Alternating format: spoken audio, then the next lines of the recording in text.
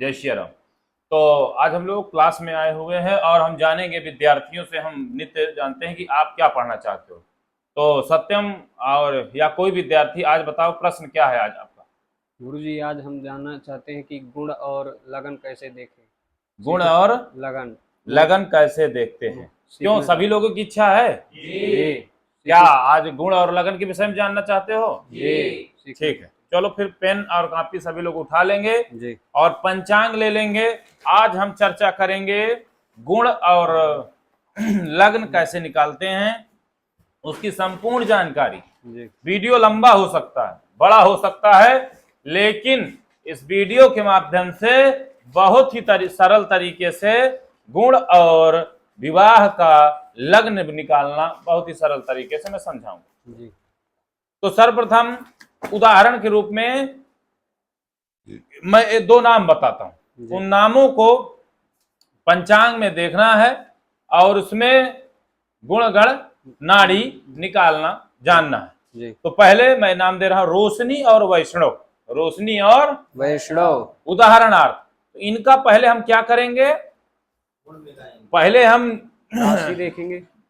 पहले हम निकालेंगे किस अक्षर का है, समझेंगे। जी। हम ही देखना तो किस अक्षर का ये नाम है। जैसे रो में रोशनी में रो लेना है, रोशनी में रो लेना है, वैष्णव में वै वय लेना है। वै वै इन दोनों अक्षरों का पहले समझेंगे। तो फिर ये स्वाति नक्षत्र में आए, किस में आए? स्वाति नक्षत्र में। रोशनी और वैष्णव में मृगशिरा, और राशि पड़ेगी रोशनी की तुला और वैष्णव की वृष। उसी चक्र में नीचे देखेंगे तो देव नाड़ी गण है, दोनों का देव देवगण पड़ जाएगा, और अंत नाड़ी अंत मध्य नाड़ी है दोनों का। अब यहां पर नोटिस करना है कि आदि आदि नाड़ी उचित नहीं होती, आदि मध्य नाड़ी उचित होती है। दूसरी बात, देव देव में हो सकता है, देव मानव में हो सकता है, देव मानव में हो सकता है, राक्षस और मनुष्य का हो सकता है, लेकिन देव और राक्षस का विवाह नहीं हो सकता है। ये बात समझ में आ गई? आगे बढ़े हम। तो दोनों का नक्षत्र मिलाएंगे, नक्षत्र के ऊपर ही लापक वर का और बगल में कन्या का। वहां देखेंगे दोनों जब मिलाएंगे चक्र तो उसमें 27 गुण प्राप्त हुए। में कितने? 27 गुण। 27 गुण। अब ये गुण हो गया। अब हम लोग पहुंचेंगे आगे, क्योंकि हमें विवाह निकालना है, विवाह की तिथि निकालना है, विवाह का नक्षत्र निकालना है और विवाह का लग्न निकालना है। तो हम आगे देंगे। तो हम 2025 में ही दिसंबर में जाते हैं जब विवाह का लग्न। तो माघे धनवती कन्या, फाल्गुने शुभका भवेद, वैशाखे तथा जैसे प्रत्युरत्न वल्लभा, आषाढ़े कुल वृद्धेश्चा, स्यदन्न मासाश्च वर्जिता, और सभी मासों में वर्जित होता है। इसके लिए श्लोक याद करना आवश्यक है, तभी जाकर के इसमें अच्छी प्रकार से जानकारी हो पाएगी। तो इसमें हम लोगों ने सब देखा, बहुत सारे लग्न देखा। एक हमने लग्न देखा चतुर्थी तिथि, चतुर्थी सोम को रात्रि 7:53 के बाद उत्तराषाढ़ा में रेखा 7, लग्न 3, इष्ट ग्रह बल विश्व 13, चंद्रदान व लग्न 4, इष्ट 5, ग्रह बल विश्व 10, षष्ठस्थ चंद्र शुभ नहीं है, वह लग्न 6, इष्ट ग्रह बल विश्व 15। तो इस लग्न को जैसे हमने ले लिया तो लग्न 6 मिली। लग्न 6 का अर्थात कि कौन नंबर होती है? कन्या। तो अब हम 6 में आ जाएंगे, चतुर्थी में तो दिन पड़ेगा सोमवार, और शाम 6:18 जो लिख रहा है, इसीलिए वो चतुर्थी को 7:53 के बाद जो है लिख रहा है कि इसमें जो है विवाह होने के चांस हैं। लेकिन उसमें नक्षत्र कौन सा पड़ रहा है? तो रात्र में पूर्वाषाढ़ा नक्षत्र रहेगा, उत्तराषाढ़ा नक्षत्र रात्रि में 7:53 के बाद 56 के बाद आ जाएगा। तो जब 7:56 के बाद आ जाएगा, इसीलिए वहां लिख रहा है कि सोम को रात्रि 7:56 के बाद, यानी कि नक्षत्र जब आएगा तभी विवाह होता है। विवाह का होना तभी शुभ माना जाता है जब नक्षत्र आएगा। आगे बढ़ेंगे और देखेंगे तारीख, अंग्रेजी तारीख पड़ेगी 24 नवंबर 2025 को। मकर राशि में चंद्रमा रहेंगे और मेष, वृष, मिथुन, कर्क, सिंह, कन्या, तुला, वृश्चिक में सूर्य रहेंगे।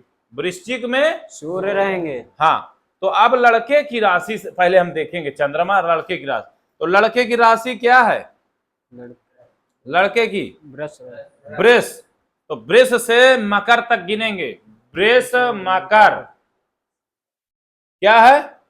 मेष, वृष, जैसे लिखा। तो वृष, मिथुन, वृष, मिथुन, कर्क, सिंह, कन्या, तुला, वृश्चिक, धनु, मकर। किस नंबर की आ गई? 9वें। 9वें नंबर। तो यहां पर लिख देंगे 9वें चंद्र। 9वें चंद्र। वर के सामने लिख देंगे 9वें चंद्र। अब लड़की की राशि क्या है? तुला। तुला राशि है। तो और चंद्रमा कहां बैठे हैं? मकर में। मकर में, 9वें में। तो अब जोड़ेंगे फिर से, तुला, वृश्चिक, धनु, मकर। मकर। चौथे में चंद्रमा लड़की के हैं। अब समझना है बात को। यहां पर उसके बाद आगे क्या देखेंगे? जब यहां हमने देखा तो सूर्य देखेंगे। लड़के का क्या देखेंगे? सूर्य देखेंगे। वृश्चिक में सूर्य है। क्या राशि है लड़के की? वृष। तो वृष, मिथुन, कर्क, सिंह, कन्या, तुला, वृश्चिक। 7वें सूर्य हो गया। कौन से नंबर पे? 7वें। 7वें सूर्य। सूर्य। अब एक चीज इसमें दिक्कत क्या है कि चौथे चंद्र में पड़ रहा है। कौन से उसमें पड़ रहा है? चौथा चंद्र। चौथे चंद्र में क्या होता है? निंदित होता है। निंदित होता है। निंदित होता है जी। कुछ लोग तो विद्वान लोग मानते हैं कि कुछ का चंद्रमा सही होता है, लेकिन अगर देखा जाए तो चौथे चंद्रमा का थोड़ा ठीक नहीं होता है। चलिए, कोई दिक्कत नहीं। अब हम इसमें थोड़ा सा और दृष्टि डालते हैं। तो इसमें यह है कि क्योंकि हम आपको उदाहरण देना चाहते हैं, समझाना तो चतुर्थ की कन्या लग्न में विवाह होने का बताया गया। कौन सी लग्न में? कन्या लग्न में। कन्या लग्न जो होती है वो कै बजे है रात में, ये समझना है पहले। 3 बजे। तो कन्या लग्न जो चतुर्थी को 3 बज के कुछ पड़ेगी 3 बज करके। चतुर्थी तिथि जहां नीचे लिखी रहती है उसी के सामने लिखा रहेगा कन्या। 3 बज करके 46 मिनट तक है कन्या। समझना बात को। जी। तो इसका तात्पर्य क्या हुआ?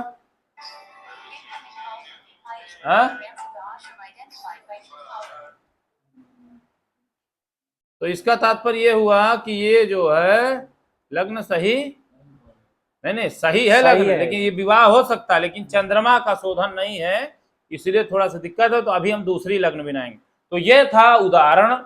अब इसी को जो है देख लिया जाता है, चक्र मिला लिया जाता है। चक्र हमने चंद्रमा भी देख लिया, सूर्य भी देख लिया, सब कुछ ठीक है। केवल और केवल दिक्कत क्या है?